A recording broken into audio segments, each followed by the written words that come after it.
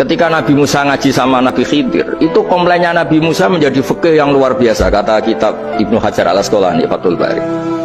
Ketika beliau ngaji sama Nabi Khidir, kemudian Nabi Khidir itu dipinjemin perahu sama masyarakat. Sudah dipinjemin karena beliau majanan ya, dikasih gratis.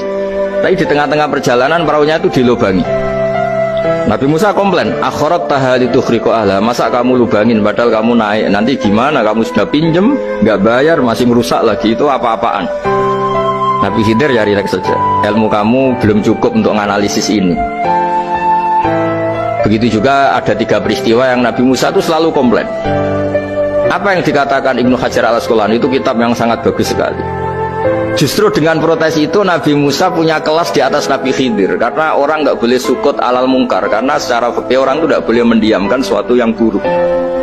Kita tahu dalam aturan fikih di antara kewajiban kita adalah ingkarul mungkar, mengingkari sesuatu yang memang harus diingkari. Ya meskipun tentu tidak dengan sikap destruktif yang merusak dan apa, tapi yang nggak baik tentu kita ingkari. Perilaku Nabi Khidir yang melubangi perahu yang tidak miliknya, padahal yang punya perahu sudah menonton, itu perilaku yang nggak baik. Sehingga Nabi Musa protes. Justru protesnya Nabi Musa ini menjadikan beliau selalu di kelas fikih terbaik, yaitu ingkarul mungkar, mengingkari barang yang harus diingkari. Tapi tentu Nabi Khidir juga nggak salah, karena beliau punya perhitungan. Di depan nanti itu ada begal-begal, ada kekuatan yang nggak baik, yang selalu akan membegal perahu-perahu yang kondisinya sempurna.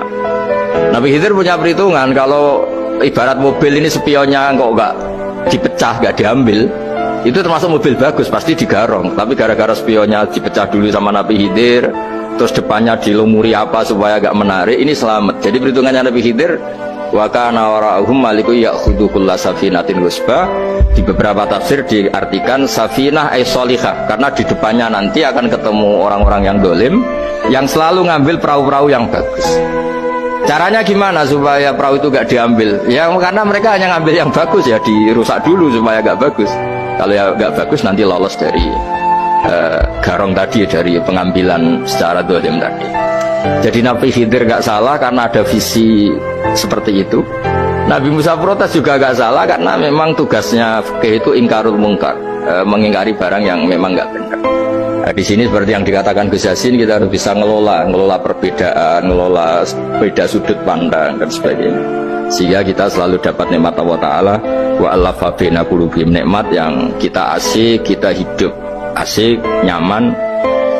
Doa-doa bapak-bapak saya, guru-guru kita sering ijazai setiap ketemu teman atau keluarga disuruh berdoa, Allahumma alif baina qulubina wa aslih dzata bainina. Semoga hubungan kita dengan orang lain itu baik-baik saja dan semua konflik kita dibenahi oleh Allah Subhanahu wa taala. Karena kita tidak pernah tahu ya, kita miskin kadang dianggap problem karena takut membebani tetangga.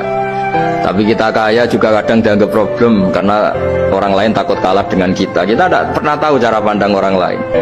Jadi kadang-kadang kita menang gitu, sama yang senang dikira kita pemikir serius gitu. Tapi sama yang nggak senang dikira kita merengut. Kita guyon, kata yang senang itu luar biasa, kita dianggap orang yang ceria. Bagi yang nggak senang dianggap arogan. Jadi kita tidak pernah bisa ngelola pikiran orang lain.